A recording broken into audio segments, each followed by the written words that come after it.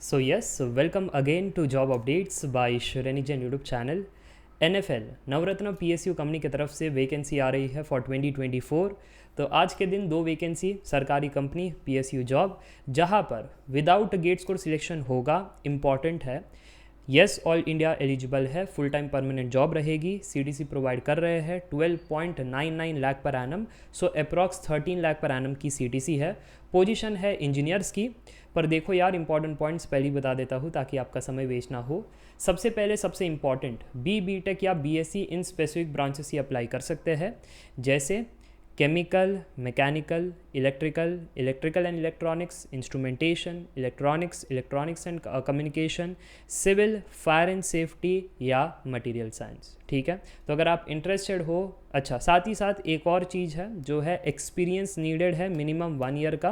तो अगर आप इंटरेस्टेड हो और फिट होते ये क्राइटेरियाज में तो पूरा वीडियो देखना, नहीं तो यहाँ पर वीडियो को छोड़ सकते हो। और अगर वीडियो को छोड़ रहे हो, ज़रूर से इस वीडियो को लाइक कर देना, चैनल को सब्सक्राइब कर देना, ताकि उन स्टूडेंट्स तक पहुँच सके जो इंटरेस्टेड है और एलिजिबल भी है। चलिए डाइव इन करते हैं डिटेल PDF की तरफ। वैसे एक छोटा सा अनाउंसमेंट, अभी तक अगर आप जॉब अपडेट्स कम्युनिटी में नहीं जुड़े हो, देन डू डाउनलोड श्रेणी Jain study simplified app, visit the community, ताकि इस ग्रुप के अंदर आप डिस्कशन कर सको कि पढ़ाई कहाँ से कर रहे हो, कौन से कोर्सेज बढ़िया है, कौन से टीचर्स बढ़िया है, रिव्यूज़ लेना हो, इंटरव्यू क्वेश्चन शेयर करने हो, एक्सपीरियंस शेयर करना हो, डाउट्स क्लियर करने हो, सब कुछ आप वहाँ पर कर सकते हो। 2000+ की कम्युनिटी है, तो काफ़ी अच्छी मदद आपको मिल जाएगी।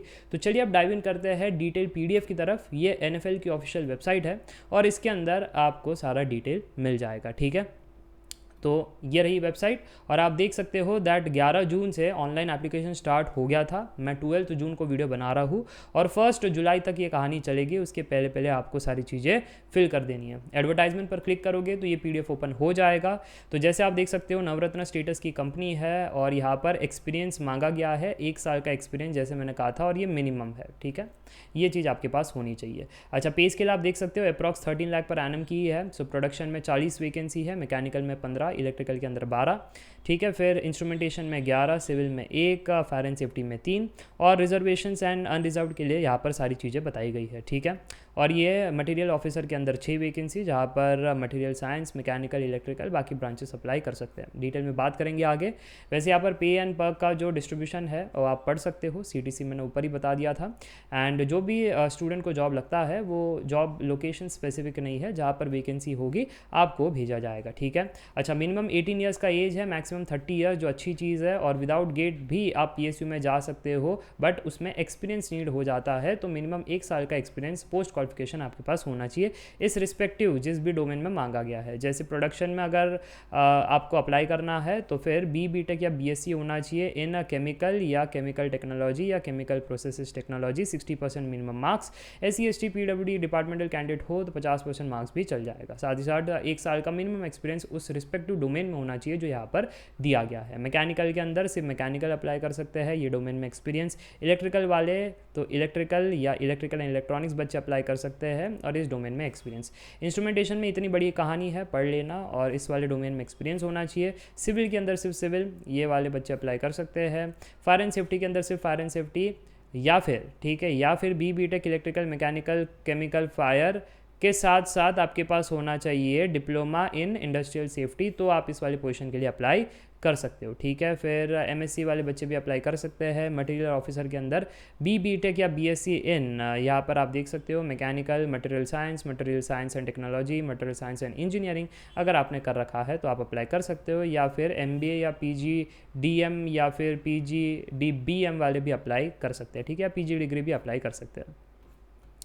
और जो एक्सपीरियंस है उसके अंदर 1 साल का तो होना ही चाहिए। साथ ही साथ यहाँ पर बताया गया है you have worked in the government या central state public sector undertaking, central state या autonomous या statutory bodies या joint venture of state या central government या undertaking should have worked for minimum कितना 1 year for E1 level post. ठीक है, तो ये तो हो गया ये। दूसरा, कैंडिडेट वर्किंग प्राइवेट सेक्टर और एनी सच गवर्नमेंट सेंट्रल या ये, तो यहाँ पर बताया गया है कि जो पे स्केल आपका होना चाहिए उस काम में, जो आपने 1 साल का एक्सपीरियंस लिया है उसमें पे स्केल मिनिमम होना चाहिए 7.11 लाख, तब आप एलिजिबल हो, नहीं तो एलिजिबल नहीं हो। तो मुझे लगता है ये बात भी क्लियर है। और यहाँ पर क्लियर कट मेंशन किया गया है, it should be noted that no claim of position of equivalent pay scale other than the advertised pay scale for a post would be entertain. ठीक है, चलो उसके बाद एप्लीकेशन फ़ीस जो है अच्छी खासी रखी गई है 700 रुपीज़, जो मुझे गलत लगता है क्योंकि अगेन यहाँ पर कोई एग्ज़ाम कंडक्ट तो नहीं किया जाने वाला है, तो इतना ज़्यादा एप्लीकेशन फ़ीस क्यों रखा गया है।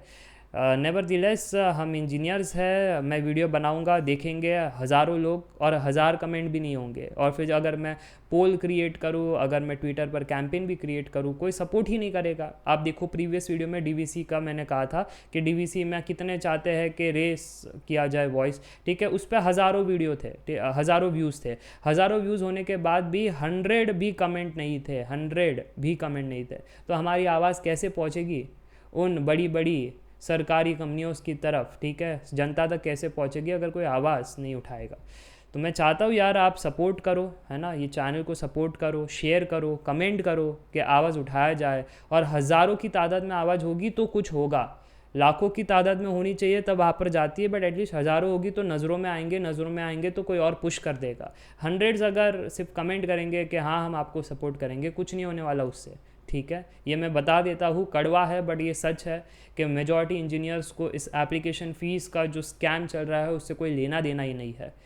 सैड, बट क्या करें। SC ST PWD एक सर्विसमैन डिपार्टमेंटल कैंडिडेट को कोई एप्लीकेशन फ़ीस नहीं पे करना है। हाउ टू अप्लाई के लिए यहाँ पर ये सारी चीज़ दी गई है। इसके अलावा अगर हम बात करें तो यहाँ पर आप देख सकते हो सिर्फ पर्सनल इंटरव्यू रखा गया है, और अगर बहुत सारे स्टूडेंट्स को शॉर्टलिस्ट किया जाएगा लार्ज नंबर में, जो कि मुश्किल ही है क्योंकि 1 साल का एक्सपीरियंस उसमें भी CTC ज़्यादा है, तो इतना ज़्यादा तो होगा नहीं, बट फिर भी अगर होगा तो कह रहे हैं एक स्क्रीनिंग टेस्ट रखेंगे दिल्ली NCR में, और पैन इंडिया नहीं होगा। तो ये चीज़ है। एंड यस मुझे लगता है सारी चीज़ें क्लियर है, बाकी तो मैंने बता ही दिया था। स्टार्ट एंड एंड डेट जो है उसका ध्यान रखना है, कहीं नोटिफिकेशन या ये जो अपॉर्चुनिटी है वो मिस ना हो जाए। So that's it for today, I hope you enjoyed the video, meet in the next video, take care, bye for now, see ya bye.